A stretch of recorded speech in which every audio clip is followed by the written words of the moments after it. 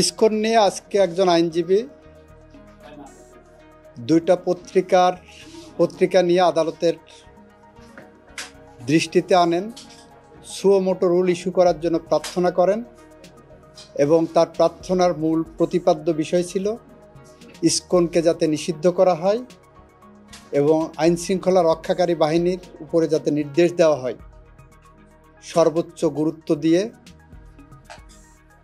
এই ঘটনাটি তদন্ত করে দোষীদের আইনের আওতায় আনা এবং এমার্জেন্সি ডিক্লেয়ার করানোর জন্য আগামী অন্তত 2 সপ্তাহ।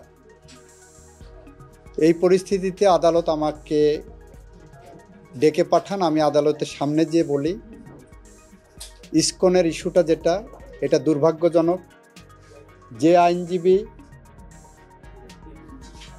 এটা এনেছেন তার হৃদয়ে যে রক্তক্ষরণ হচ্ছে, এই রক্তক্ষরণ বাংলাদেশের 18 কোটি মানুষের হৃদয়েই হচ্ছে। এটা অনাকাঙ্ক্ষিত ঘটনা। এই ঘটনা একটি ক্রিমিনাল অফেন্স। সরকার গুরুত্ব সহকারে এই ঘটনাটিকে দেখছেন এবং এইটার যথাযথ আইনি পদক্ষেপ সরকার নেবেন।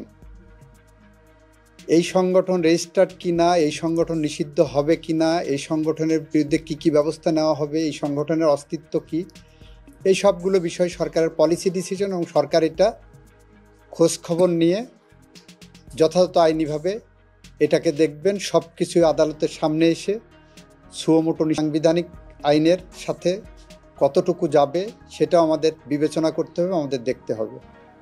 এই কারণে এই রুলটা বা এই নির্দেশনাটা এখন প্রয়োজন আছে বলে মনে করছি না। এটা প্রিম্যাচিউর। দেখেন সরকার কি করছে, দেখেন বিষয়টা কিভাবে হ্যান্ডেল হচ্ছে, সব পর্যালোচনা করে তারপরে যদি হয় তখন প্রপার ওয়েতে আসলে এটা দেখা যেতে পারে। আদালত অ্যাপারেন্টলি মনে হলো যে আমাদের বক্তব্যে সন্তুষ্ট। আদালত বললেন যে ঠিক আছে, কতটুকু প্রোগ্রেস আছে কালকে একটু সকালে ওনাদেরকে জানাতে বলেছেন, আমি জানাবো। এই আজকের ঘটনা।